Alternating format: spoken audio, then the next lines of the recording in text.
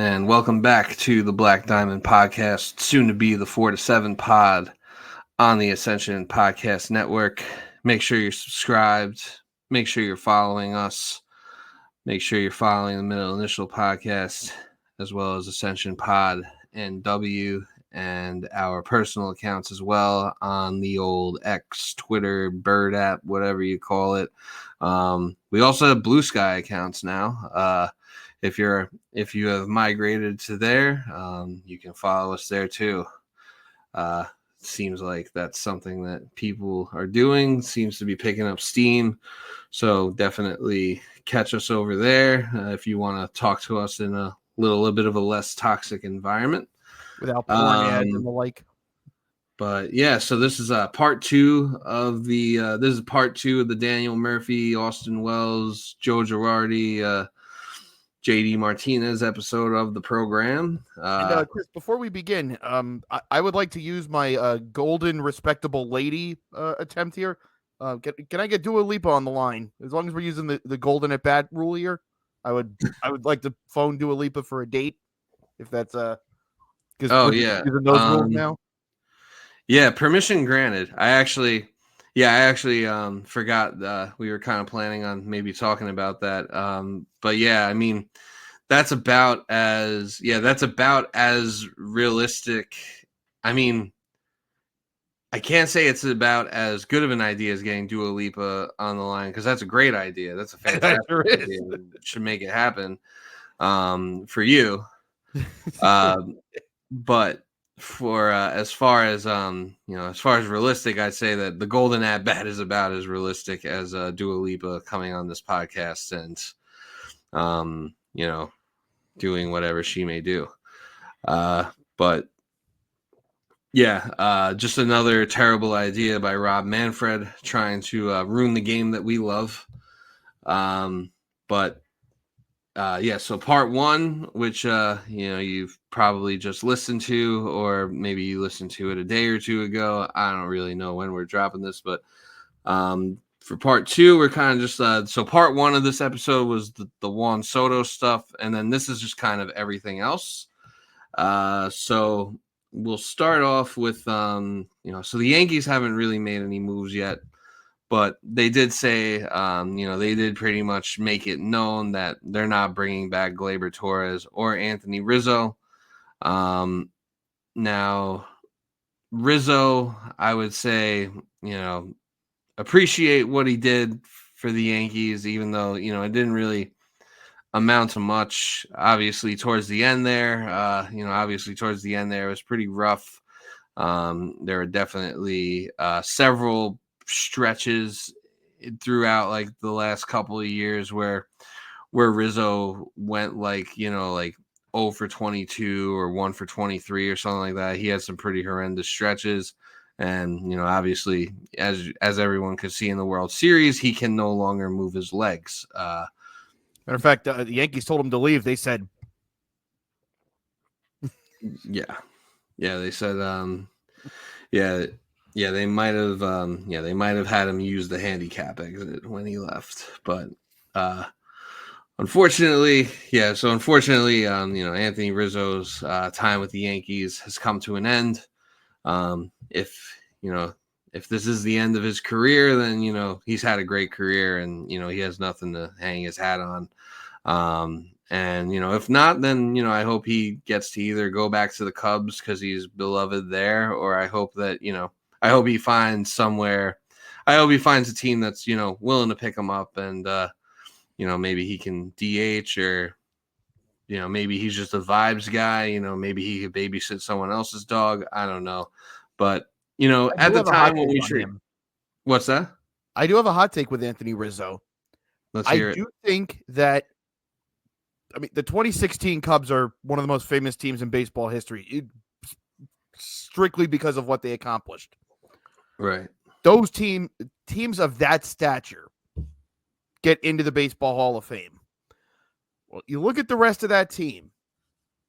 Chris Bryant looked to be a Hall of Fame lock early on. That's not happening. Javier Baez is not happening. John Lester, maybe. I think John Lester's a maybe. because he was the ace of 2 World Series winnings teams. Yeah. Rizzo is arguably the face of the 2016 Cubs, I think. And that's debatable, but like probably when you ask a casual baseball fan to identify who do you think of when you think of the 2016 Cubs, Anthony Rizzo is probably one of the first guys you think of. It's I Rizzo and Brian, I would say. Given his resume with his Gold Gloves and that he was a very good hitter for a long time and being the face of that team, I'm not saying it's going to happen, but it would not shock me if he gets in because the Hall is going to be like someone from that team has to be in. Yeah, I could see that. I could definitely see. I could definitely see it being that type of situation where he's like where they just feel like, all right, like because like I'm looking at his numbers now, and I mean he has almost a 40 career WAR, which is pretty damn good. I'm not too sure what the exact like number for WAR is, like all right, like that's a Hall of Fame caliber WAR. I think WAR is still fairly I think WAR is like a fairly nuanced stat. I don't think it's like the end all be all, but I think it's like a good starting point as far as like judging a player. But still, I'm not sure exactly like what the number is where you're like, okay, he has X amount of WAR, he's a Hall of Famer. But And like first looking at base his is other probably numbers, different. what's that? And first base is different because of the way Yeah. first base defense is taken into account. So Yeah, so it's how much I don't know. yeah, and I mean he has won 4 Gold Gloves. He's won a Platinum Glove. He's been an All-Star 3 times. So he has the accolades, and obviously he was an instrumental part in the Cubs winning that World Series. And at the end of the day, the numbers may not really necessarily be there to justify him being a Hall of Famer, but I do think that in the sense that if you're looking at it as the Hall of Fame is a museum to tell the story of the sport, and the 2016 Cubs breaking their World Series drought is such a big part of the story of the sport, for better or worse. I do think that they probably want some representation there, and if it's anyone, it's probably him. So I could see it happening. I don't think he should be like a first ballot Hall of Famer. I don't think Oh it should yeah. happen unanimously or anything like that. But I think eventually you might see him there, and if he does, then good for him. I wouldn't I wouldn't hold it against him. I don't know if I'd necessarily vote him in, but there's definitely a case, and there's definitely a case for him, and there's definitely like a sentimental case for him to get in as a part of that team. But I think it was very clear that it was just time for I think it was time for both parties to just move on there. Follow up. So clearly there's going to be a void at those two positions, and I know we've talked about this on other shows, and you may just have to refresh me on this. Do you want Jazz at second, or do you want him to stay at third so that doesn't create another hole to fill? Like you'd be fixing one problem and creating another, or ideally, how would you go about this? Considering there's going to be 2 spots now on the infield to fill. That's a good question, and recency bias. With recency bias, I might want Jazz at second because he did have some pretty bad moments at third in the playoffs and in the World Series. So with the recency bias, I might want to move him to second, but also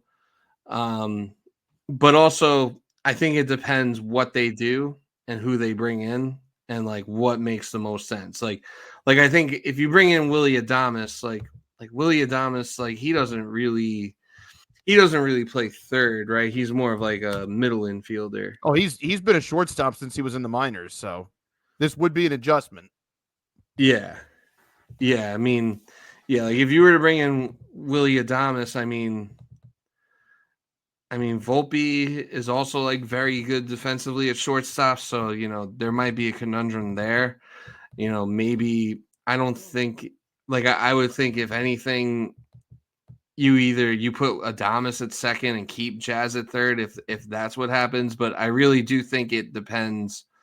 I really do think it depends, like if and who they bring in, like for the infield. But like without factoring that in, I would probably say, yeah, he's probably a little better off at second and third. But there's also probably a lot of recency bias into that opinion.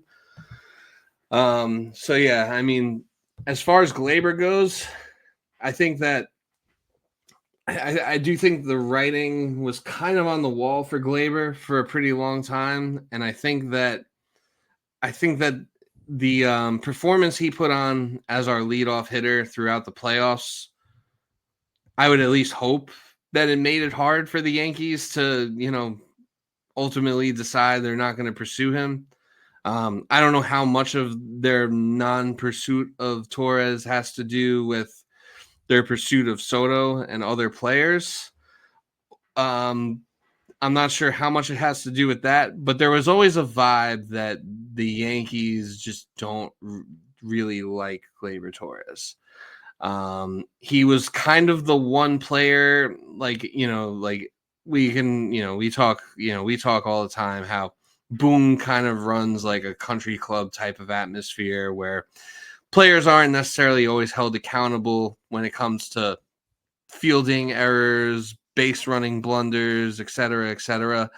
The one person who seemed to be the exception to that rule was Gleyber Torres. When Gleyber Torres didn't dog out that ball that was hit off the wall, ended up being a single. He gets thrown out at home. He got benched. I think there were a couple of other instances where Gleyber was kind of like the I guess kind of like the scapegoat or the sacrificial lamb when they felt like they needed to kind of hold someone accountable or set an example, which never really seemed to happen to anybody else. It never happened to Verdugo. It never happened to God. DJ. It really just didn't happen to anyone. It never happened to Rizzo when he made mistakes, and he's made plenty of mistakes. So really, Gleyber was the only one who seemed to get that treatment. So it does seem like the writing was kind of on the wall. I would at least hope that the postseason he had, which I'll forever be grateful for what he did this postseason. He really set the table for Soto, Judge, and Stanton tremendously, and I would say that we don't get to the World Series this year without him. But it does seem like they've probably had their mind made up about him for a while. And I mean, there was a time earlier this season where I would have said, okay, like, because I had high hopes for Gleyber going into the season overall. Like I even drafted him on like one of my fantasy teams because I was like, you know what, like it's a contract year for him. Like he's gonna go off this year, and I hope he goes off, and I hope we re-sign him, and he really like lives up to the potential, because he was like he was like the top prospect and like the main piece in that Chapman trade. When we traded Aroldis Chapman for him, and then Aroldis Chapman came back. So always had high hopes for him, but to his credit, he was a very solid everyday starter. That's definitely valuable. He may not have lived up to like his billing as like a top prospect, but he certainly had like a good career in pinstripes, and I'll definitely remember it fondly. But there was definitely a time in the spring and pretty much up until like September, October, I was like, okay, you know what, like I'm done with Gleyber. So it is kind of ironic that happens the day before Chapman signs with the Red Sox, because that definitely feels like a moment where if you're playing franchise mode on the show, yeah, and you're just 8-9 years into your save, and you go it's like Aroldis Chapman has signed with the Red Sox. Yankees do not re-sign Gleyber Torres. Like, wait, we've gone too far here. What's going on? What year is it? Yeah, wait, that would never happen. I got to undo that. Yeah, like you started playing the show in like 2017 or 2018. And it's like, oh, but it turns out we are right on schedule. So I mean, the Yankees haven't really made any signings yet. Obviously, Soto's going to be the first domino to fall. I think whether or not the Yankees sign him, I think that that's when they'll get active, is when the Soto domino does fall. I think that's the case for most of the teams in in this hot stove. But yeah, so yeah, I mean, Gleyber will definitely be he'll definitely be missed. I'm not really sure where he ends up. Maybe he goes to Milwaukee. For some reason, I have this feeling he might end up in Milwaukee, especially if Willy Adames gets moved. I mean, that's a Milwaukee type signing. So I could definitely it definitely it definitely gives that vibe, and then he can get his revenge on the Cubs for trading him. So it all maybe it's a moment where Gleyber's career comes full circle. So those are the that's like the Yankees news as of now. But since we're getting that out of the way, the Mets have made some moves. Probably the most notable move the Mets made was signing Yankee legend Frankie Montas. They also signed Jose Siri, and they signed Joey Meneses to a minor league deal. These are like the calm before the storm type of moves. So what are your thoughts on Montas and just the moves the Mets have made so far? I mean, I'll kind of go over them just like in terms of when they happened and importance, really. Signing Joey Meneses, I mean, I get like the last 2-ish years haven't been great for him, but also they gave him a minor league deal. And if, hey, Pete or whoever plays first is like out for a month with an injury, you call up Joey Meneses and you let him fill in for a month. That makes sense. That's the kind of guy you want to have on standby. So sure, no harm there. They traded for Jose Siri, which initially I was thrilled because it was Eric Orrs who they called up. It was either June or July, and did not go well for him. I think he might have made 1 or 2 relief appearances, but he got bombed in both of them. And it's one of those things where you're like, oh man, thank God we traded him. That's all we gave up. And then you realize it's the Rays, and it's, oh crap, what do they see in him that we don't? Because the Rays especially do this with relievers, where it's the Rays signed that guy, sure, whatever. And the next thing you know, he's thrown 29 scoreless innings in a row. And as far, but for Jose Siri, a defensive center fielder who, not the greatest average in the world, but does play good defense and will steal bases. So he's essentially Harrison Bader. Yeah, it looks like the Harrison Bader replacement as far as I can tell. On a similar note, the first thing I thought when I saw the Frankie Montas signing was there's the Jose Quintana replacement. A little bit of an aging pitcher. It seems like a Stern signing. High-ish profile. I mean, Frankie Montas is the guy that's been wanted at the deadline in recent years. Has a top 10 Cy Young finish since COVID, I should add. In 2021, he was top 10 in the Cy Young in the AL. So we're not talking about someone who was doing, people love to do that thing. Matter of fact, people were doing that today where it was, oh man, the Red Sox just got a demon. And it's Chapman highlights. Someone just goes, the next batter after this was Craig Counsell. So, it's not one of those. Like, Montas has a good track record fairly recently. Has it gone well for him the past 2 years? No. But I also think back to this time last year where they signed Sean Manaea and Luis Severino, and I thought, that's it? That's all you got? I mean, Montas also dealt with like a lot of injuries with the Yankees. Yep. And I did think this was an interesting stat that I saw after the signing. This was from Matthew Brownstein, who's a good media guy. On 4 days rest in 2024, Frankie Montas made 8 starts. He had an ERA of 8.29, a WHIP of 1.90, and a 961 OPS against.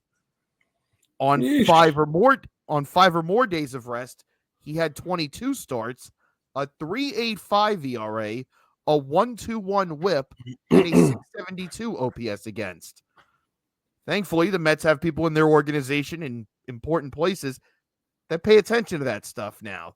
So when I see information like that, it's, people are going to pick up on that and they're going to know, okay, we might have to stretch this guy a little bit more than our regular starters, but if we do that, we're going to get at least a league average starting pitcher. It's not quite a prove it deal because it's 2 years, and I understand people initially were going, okay, it's not bad, but you're going to be paying $17 million a year for 2 years for Frankie Montas, and it's like, I get it. Not my money. And at the same time, you look around the league, that just seems to be the going rate. Like everyone saw Yusei Kikuchi's deal. It's like he was good with the Astros, but really? Yeah, not that good. 3 over 3 for a lefty in his 30s? Yeah, Okay. I do think that the Angels throwing around money like that really fucked up the whole market. And I mean, I think also, like, to your point about like, the splits when he has normal or extended rest versus short rest. I think that, you have to feel better now about like the people in charge of the Mets, like management and the front office, to, you trust them to utilize that data probably better than you would have in the past. Absolutely. Like if this was still the Wilpon era, like they would have ran him out on 4 days rest every single time. Like that. Or even like, who knows what Showalter would have done with him. I will say the one thing that does concern me is his walk numbers are a little higher than I would like. Yeah. And I would say coming out of the 2024 season, other than re-signing Minaya and potentially Severino, I thought the most important thing that this team needed to do was take care of the walk problem, because it popped up, I wouldn't say necessarily a lot in the regular season, but it popped up enough to where it was noticeable, where there would be series where you would sit there and go, just attack the zone, and they would run into trouble kind of living around the edges. Ultimately, I think it was one of the biggest reasons why they lost the NLCS, because they nibbled against the Dodgers, and they are perfectly content to let you do that. And how many big innings did the Dodgers have in that series that either started because of walks or got helped because of walks or were fueled by that? So I said, okay, well, most of the rotation you can look at and go, okay, that's fine, and that's fine. But if we're going to clean something up, that has to get fixed. And who knows? It seems like the Mets have a pitching lab of sorts now, which great. Hopefully they can get that straightened out, because I think if you can, like I said, this is a guy that finished top 10 in the Cy Young in the AL not that long ago. So there's a good pitcher in there. Oh, yeah. I know injuries may have eroded that a little bit. I don't think that pitcher is so far gone. Yeah, and the Mets have proven over the last year that with some of these like reclamation projects that they've taken on, that when there is a good pitcher in there somewhere, they're able to extract that good pitcher out of them and bring them back. You saw the year that Sevy had. You saw how Jose Quintana pitched down the stretch, absolute money. Sean Manaea, really emerging as like, when Senga went down, really emerging as like the ace of that staff. And, none of these guys are necessarily like Roger Clemens or anything like that, but these are, they're, like you said, they're MLB starting pitchers, and they are, change their career trajectory. At least, and they're at least like above that, they at least have some above average stuff in there. So,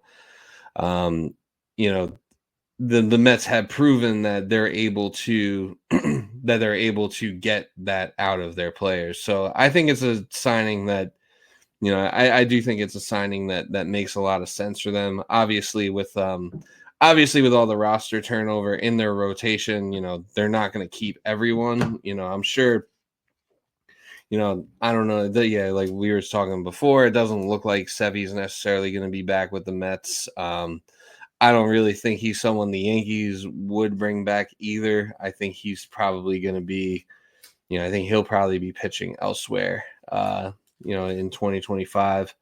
And then, Quintana, his future is also up in the air. So I think someone like Montas as like a reclamation project for the Mets does make a lot of sense. And, from our boy Stefan, according to him, he is neighbors with Frankie Montas, and he says that he loves Carlos Mendoza. So, and that's something else that you should feel good about too. That he signed up to be here.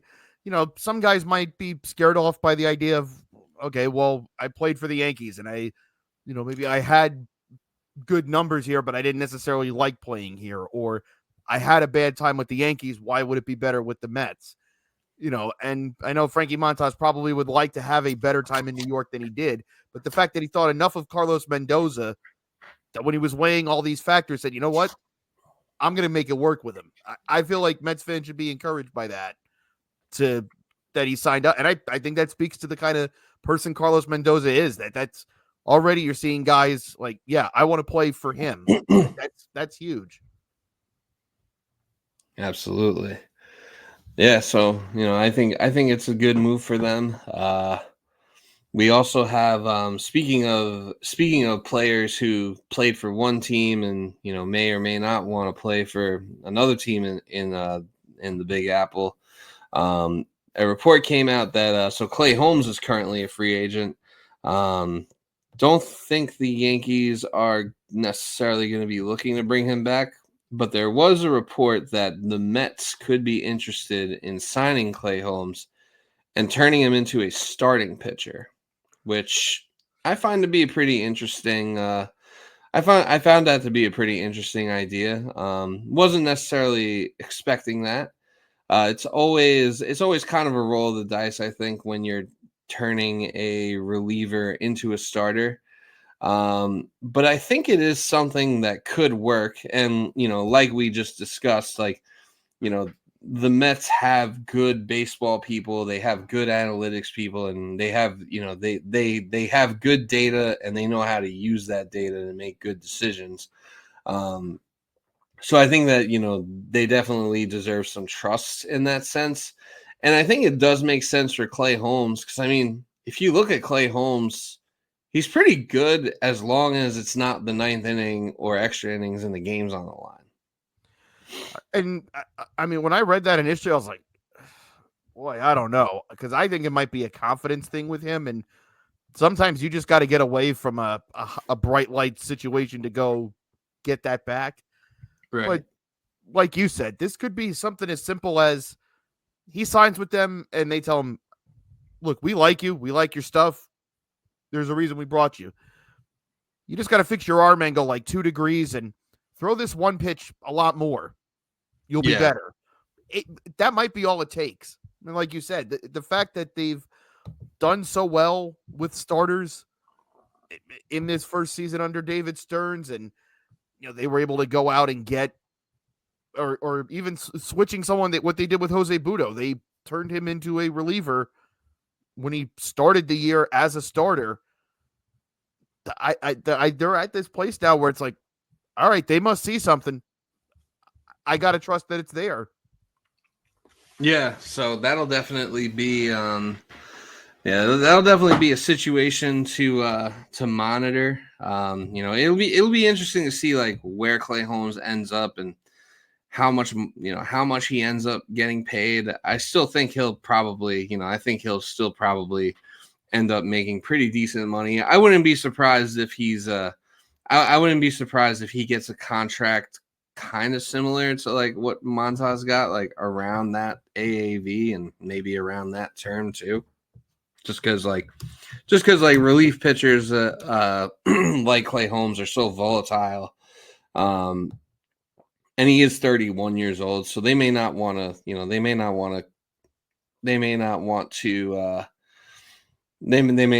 commit like long-term money to him. But yeah, and apparently the Mets are not the only team that's interested in making Clay Holmes a starter. Wow. Apparently, that's Okay. something that there are other. Apparently that's something that there are other teams interested in doing. I'm not sure who else, but all the reports seem to be that the Mets are among the teams that are interested in signing Clay Holmes and turning him into a starter. I think with the whole turning a reliever into a starter, it's just like, are you going to get the next Seth Lugo or are you going to get the next Jabba Chamberlain? And that's what I wonder if. I feel like this would be more true if the Wilpons still ran the team, because that would absolutely be something they would do. Like, well, crap, we just blew it with him. Let's just go get our own version of that. Like that's a reactionary type of thing that they would do. No one in this front office has any connection to the Seth Lugo thing. That's under a previous regime with, I believe that was under Epler, who just let him walk. Yeah, But so this I is like bet an there were people in isolated. that. But I bet there were people in that front office that thought, all right, why can't we do that? Who makes the most sense for us to do that with? And they ran the numbers and saw Clay Holmes and thought, all right, let's try it. If they end up following through on this. Yeah. But this doesn't feel like more like a panic of, crap, we let Seth Lugo go through. We got to get our own Seth Lugo. Yeah, we got to get our own reliever and turn him into a starter, just to like overcorrecting a mistake. Right. Thing.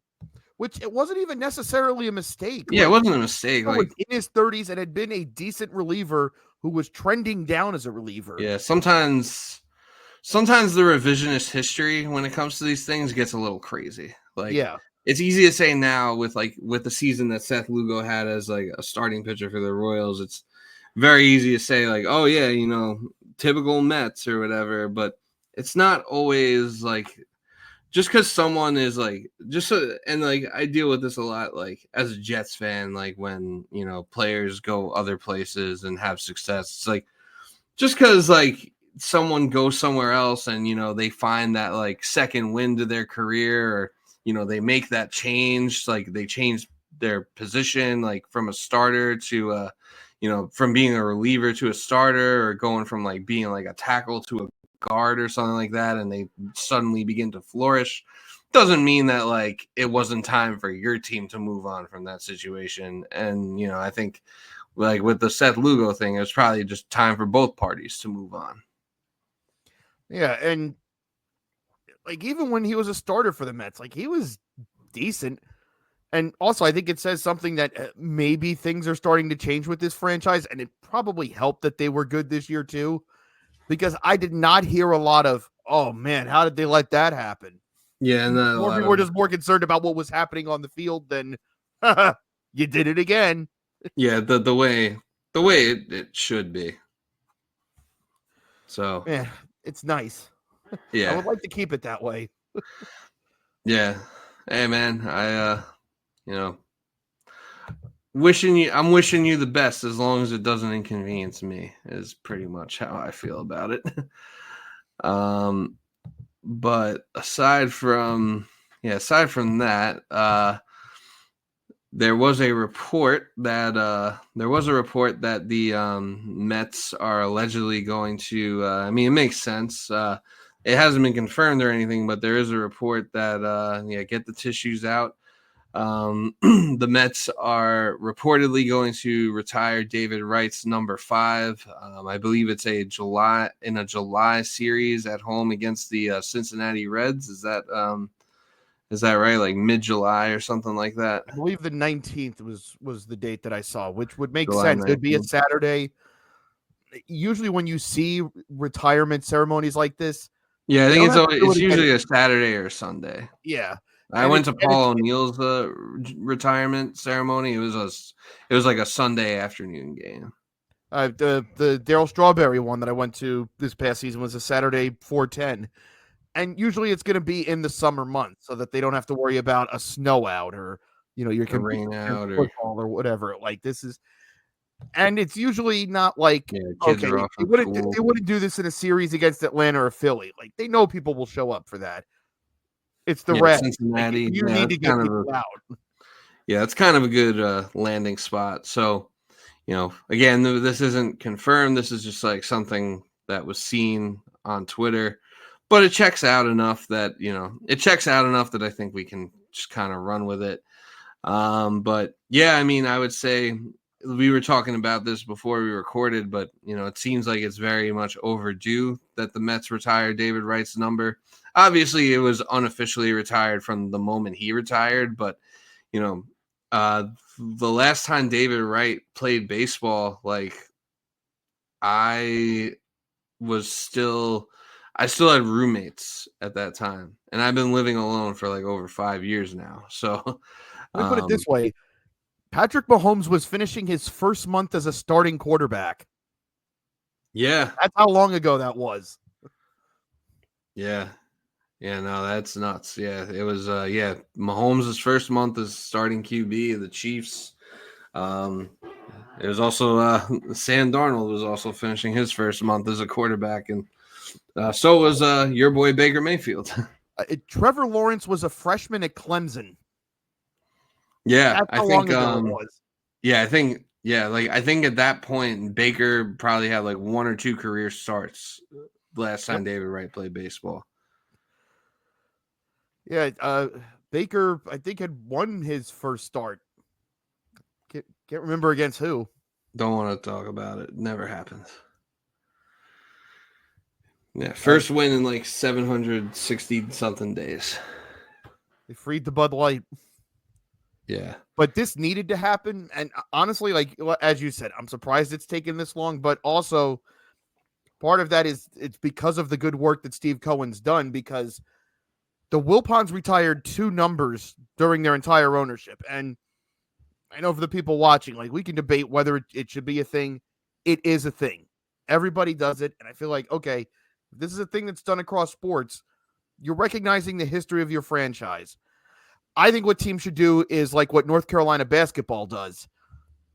There are multiple numbers in the multiple versions of the same number in the rafters, where it's like, okay, if you were a second team All-America or you were ACC Player of the Year or whatever, you're up there. But it's not necessarily retired, but we're honoring what you did. But it's like if you won National Player of the Year or an Olympic gold medal or something like that, your number's retired. I think North Carolina basketball's retired like 5 numbers. But there's a bunch of numbers in the rafters to be like, hey, yeah, this guy was great. This guy was great. I think that's what's probably going to have to be done eventually, but that's another conversation. But the Wilpons only retired Tom Severs, and that was at the very beginning of their ownership, and Mike Piazza when he went into the Hall of Fame. That's it. And since Steve Cohen took over, they retired Jerry Koosman, which should have been done. And I know honestly, that my dad was a Jerry Koosman guy, and he would always tell me about him. They retired Keith's number. That needed to be done. They got Doc and Daryl done this past year. That needed to be done. So it's almost like there was a backlog, and it's, oh, crap. Yeah, number 5 needs to be up there, too. Yeah. Arguably the best position player in the history of the franchise. Absolutely. Oh, yeah. And honestly, when the Wilpons did retire Piazza's number, it was probably more of just a money grab than anything. I mean, of course. This is yeah. But no, yeah, it seems like Steve Cohen, like I think it helps that Steve Cohen is like actually like, a Mets fan who like became an owner, that he's like recognizing the importance of retiring numbers. I'm, as a Yankee fan, and not even just as a Yankee fan, but as a sports fan, I'm very pro retiring numbers. People might say the Yankees retire too many numbers. And that might be true. There might be some that we could do without. Not everyone deserves to have their number retired, but I think David Wright, 100,000% is someone whose number, should be retired. I mean, he was a Met for his entire career. He was there for like a decade and a half. Unfortunately, they didn't win. Unfortunately, they didn't win the World Series with him, but they got to a World Series with him. They damn near got to 2 World Series with him. He definitely was the face of the franchise for a generation. We discussed before we started that how he solved like a revolving door issue that the Mets had at third base, where it was like, it was Their like whole Ty history. Wigginton after Ty Wigginton after Ty Wigginton. And then David Wright came in and provided stability at that position, both offensively and defensively for well over a decade.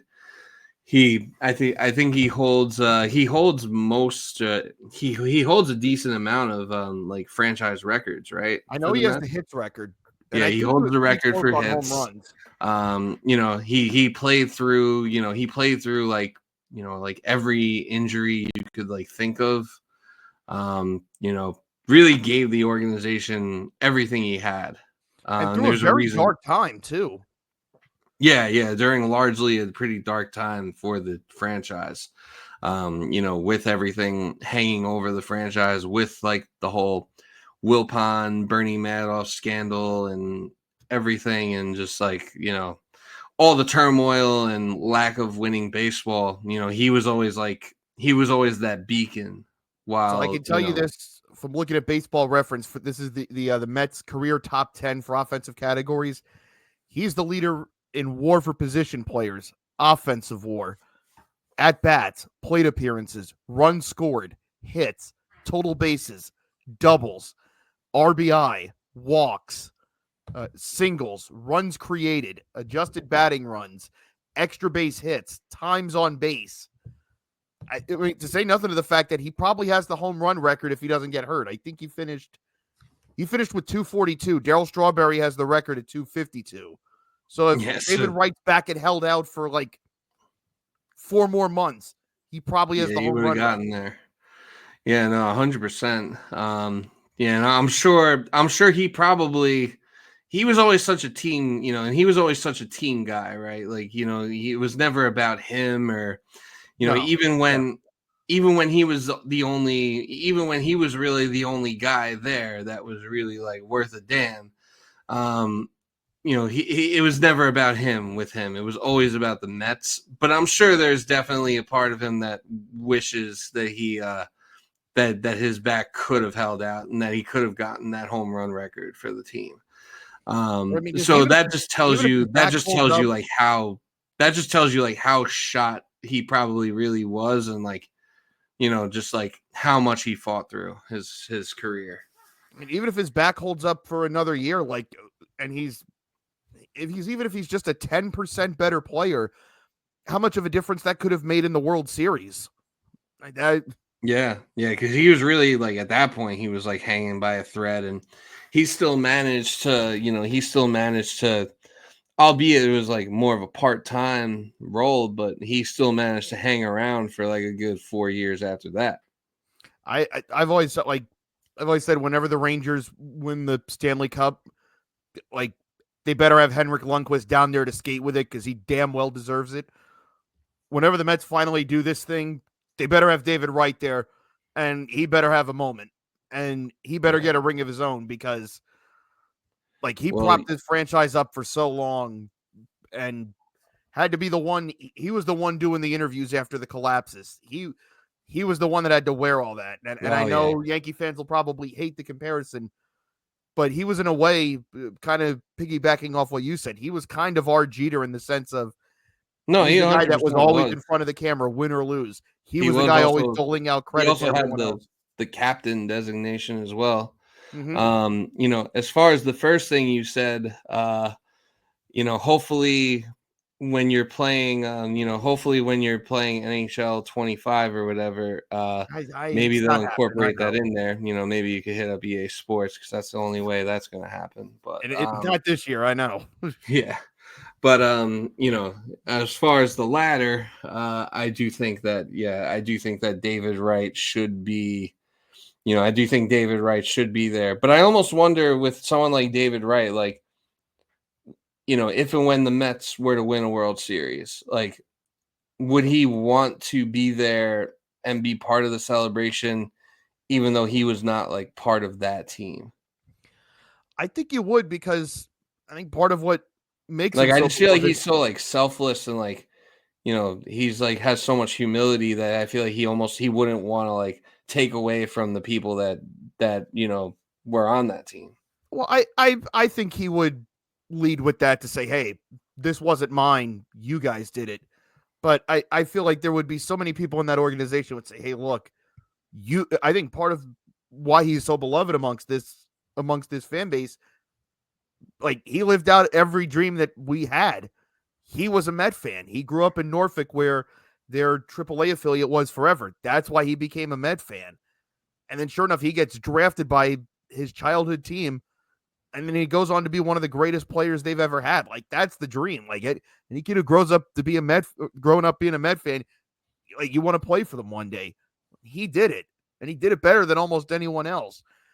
So I think if that situation ever presented itself, he might not want to claim it because he'd say, "Hey, I wasn't the one out there doing it." But I think I would The hope someone would say, organization would want him there. but this has been your dream, and you deserve this moment as a player. We're giving this to you now. Yeah, that's what I would hope it would go. Yeah, Cohen should at least hook him up with he should at least hook him up with like a suite and a bottle of a bottle of champagne for him to enjoy with his family and loved ones. It was the real shame of it was I always like we talked about over the summer about who would you want to give a whole career's worth of health to. Yeah, Wright never got to play with Pete Alonso. That should have happened. He should have been able to. We should have gotten a left side of the infield of Wright and Lindor, if only for a year. That should have happened, and we didn't get to. Yeah, no, like as long as he did play and as much as he accomplished, like his career was cut short, and you were kind of robbed of a lot of potential moments of like him playing with the Mets of today, who have led them to more prosperous times. Or like even you think like if he's just healthy in 2016, like if you have him and Cespedes, like maybe they're even better. Or, maybe they don't dip as far as they do in those last few years with Terry Collins. Like maybe they're able to stay in the fight because they would just have a power hitting, all around hitter, third baseman who could play the hot corner really well. Maybe that would have changed some things. But yeah, no, such is life. And like all the leadership and all the intangible stuff he brought to the table as well. It could have really made a lot of those teams potentially look a lot different. Hey, listen, he threw Noah Syndergaard's lunch in the trash at spring training because he had dipped out on a game. Maybe he could have used a few more talks. Yeah. Maybe he could have given Harvey a few more talks. I don't know. Yeah. Yeah. Well, maybe he's hanging out with Matt Harvey. He looks pretty skinny these days. All right. Sorry. Had to get that. You ain't got to do that. Yeah, just me being me, I guess. But no, all jokes aside, mad respect to David Wright. And if this report is true, it's long overdue, and I'm sure it'll be a great moment for him and for the franchise. And I will be there. If this comes and to Jerry will be I'll there. Shit, I might go too. We'll see. I don't hate the link up. Yeah. No, by all means.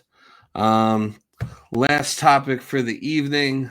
We didn't really talk about this on the last couple of episodes because obviously other stuff going on, other stuff to touch on. But, with John Sterling officially retiring, obviously that left like a pretty big void as far as who's going to be the next like radio play-by-play voice for the New York Yankees.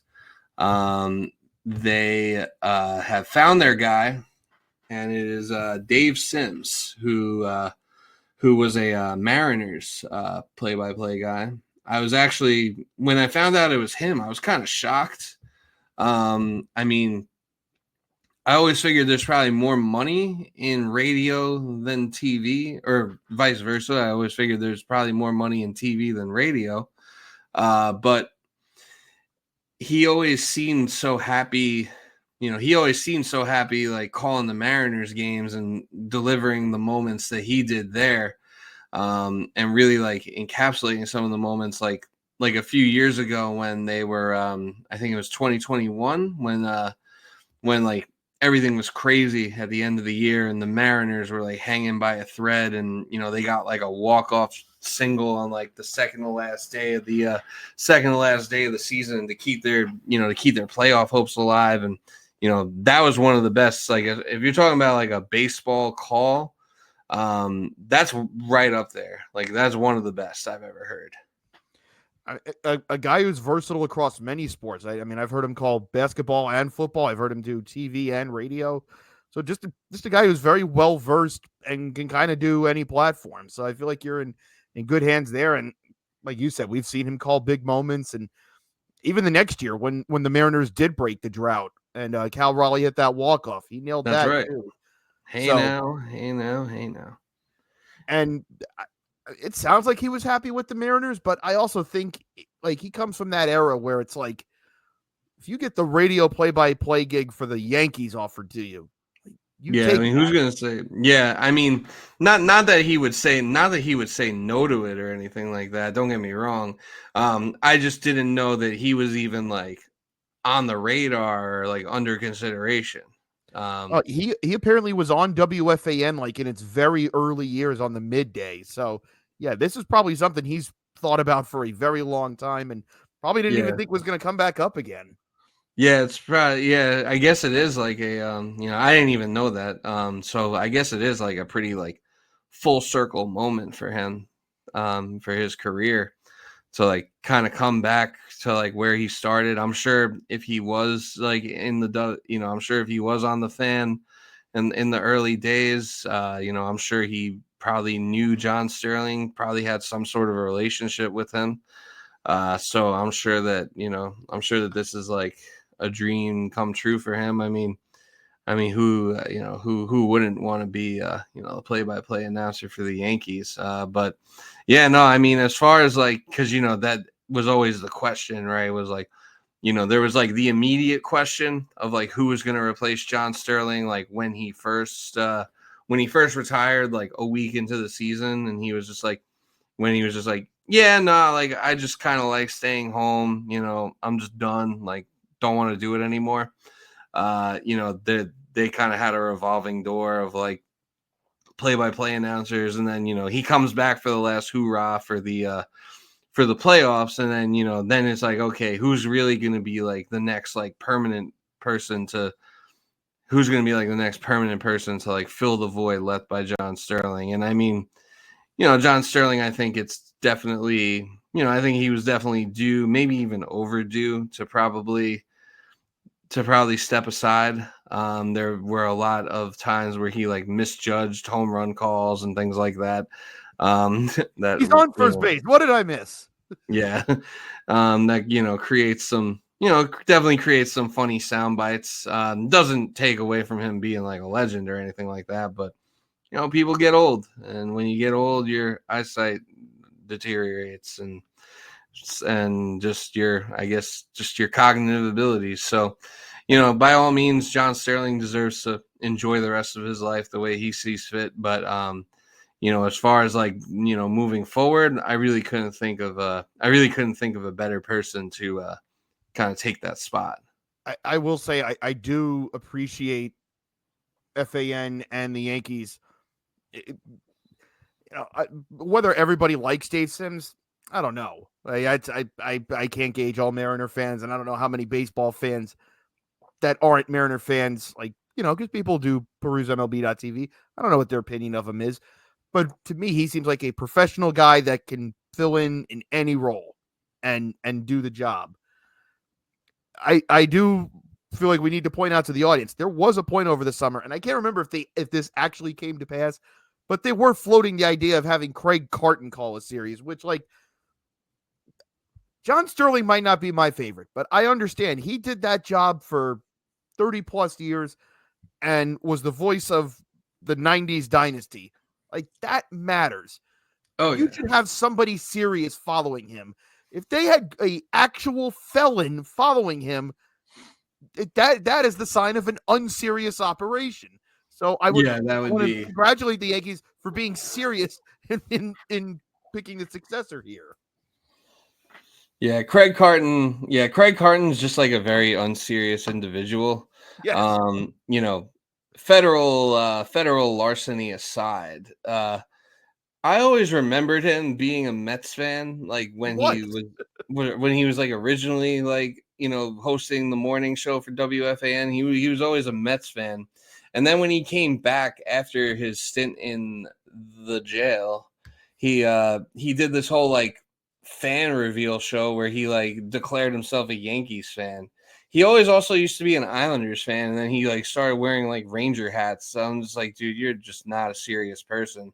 I know that he's I know he's done like some like substitution play-by-play games. Like I think he's called like a couple of Islander games before, but he's not a he's not a play-by-play guy. That's a take He's a artist. guy to talk about nonsense Yeah. on the TV or radio, and quite frankly, he's a guy to like make stuff up. I He's think the that guy that's lecturing athletes about being mature when he has that on his record. exactly. Yeah. So yeah, and like also like that would be if it would have been him. Like, what would Susan Waldman have done? Yeah. This guy was always making fun of Susan. Like, I could I not kind have of him. thought it might be Rucco, but then again, he's more of a TV guy, and He is more of a TV guy, and honestly, I like him better than Michael K.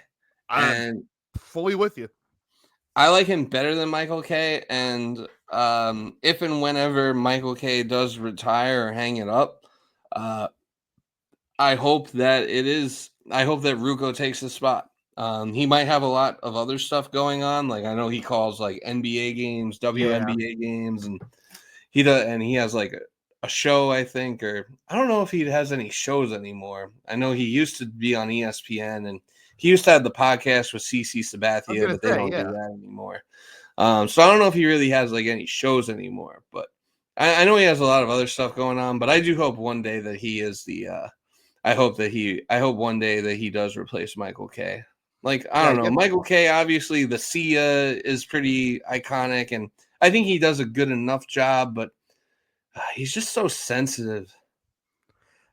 it's very lectury, but I kind of feel like it's not my place, so I'll just kind of leave it there. But Rucco does bring an enthusiasm, especially. I mean, I remember being in New York. I don't know if you remember. It was that regular season game against the Twins in 2019 that ended like 13-12 in extras. It was an It was absolutely bonkers game. it was in Minnesota, right? I think Yep, and Aaron Aaron Hicks Hicks made an made like a insane crazy catch. diving catch. Mm-hmm. I think Aaron Hicks also had like a big hit in that game as well. That sounds right. I remember seeing the catch. I don't remember the hit, but you're probably right.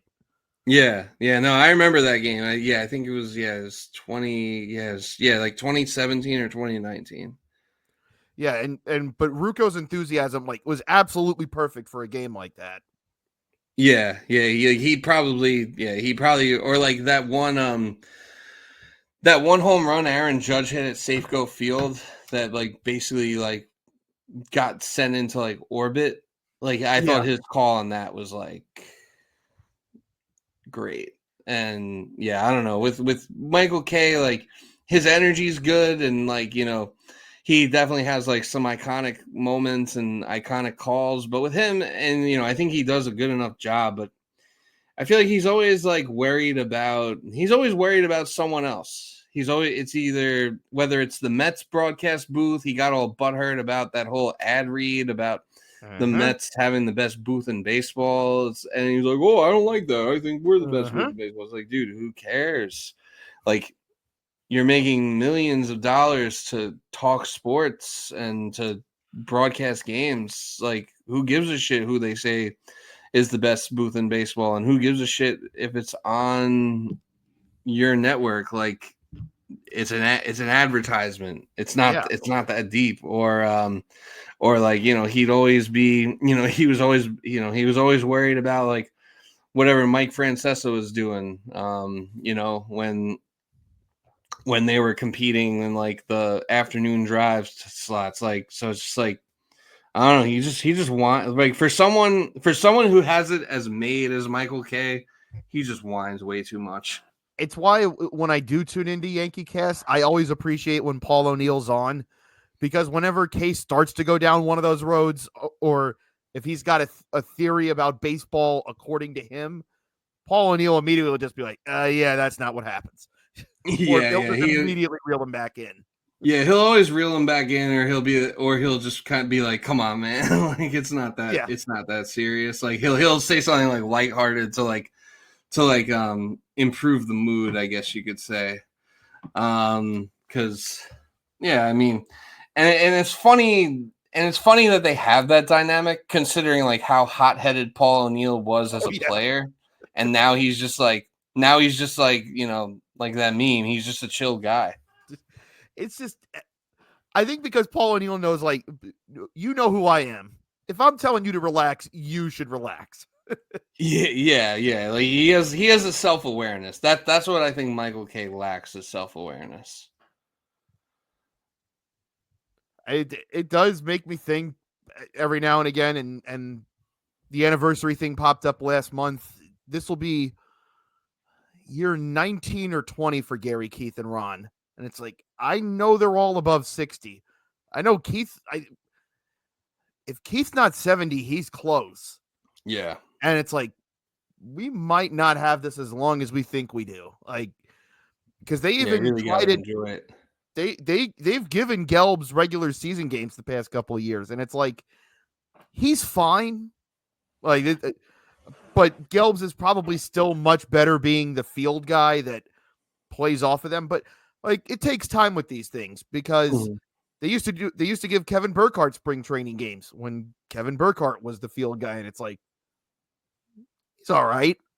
And now I hear him call football, and it's like, yeah, now he is like the football guy. Like it's him and Tom Brady. That's the main broadcast for Fox. Like next time Fox gets the Super Bowl, which I think is next season, it's going to be him and Tom Brady. They have it this year actually, and he had the one. I thought NBC had it this year. No, I think they had to flip flop it because they wanted to line it up one year with the Winter Olympics. So that's right. Yeah, and he did the one. He did Chiefs Eagles with Greg Olson. But it was so funny being like, man, most of these people watching this game don't ever remember, like, oh, let's go check in with KB. It's like, he used to do all kinds of goofy stuff, and now here's Kevin Burkhardt presenting the biggest sporting event in the world. But like, even seeing Gelb's now, it's like, man, it's going to be different whenever Gary goes, and I'm just so unbelievably used to that, whether it's the times that I did get to hear him on WFAN when he did radio, to I've been lucky enough to hear him for 20 years now on TV. Like, whenever that time comes, that's going to be insanely weird to me. And or whenever Howie decides to leave WFAN. Yeah, Howie's getting 73 too. Like, like he could decide to walk away tomorrow. Like, that'll be weird, hearing someone else narrate Mets highlights. But yeah, time comes for us all. It is kind of funny how it does seem like it seems now like with all the flip flopping that NBC does, it does seem like they NBC basically gets the Super Bowl every 4 years now. Yeah. But they've made it like a big thing. Like, we want to line it up with the Winter Olympics. Like, that's like our big network rollout, which, like, yeah, true. Sure, okay. Yeah, it's like, yeah, they probably make enough money to like feed families during that time. Oh yeah. But yeah, speaking of feeding families, I gotta go feed myself before I go to sleep. But yeah, I think that's going to pretty much do it for this episode. You got any final thoughts or any final words before we get out of here? Stay tuned for the next episode, where hopefully I am doing the Watusi in celebration. Yeah, someone will be smoking a cigar. I forgot to bring a cigar. I forgot to bring a cigar tonight because the Knicks did beat the Magic. But this will be whatever happens on the next episode will probably be much more cigar smoke worthy. Because I do think your mans will be blitzed. Yeah. I'll be blitzed regardless. It'll be either a sorrowful blitz or a celebration blitzed. But yeah, I really do think that this Soto thing, I think probably within the next week, something will happen. When it does happen, we'll be here we'll be here to talk about it and cry about it. But that'll do it for episode 28, and we'll see ya next week or whenever. Peace.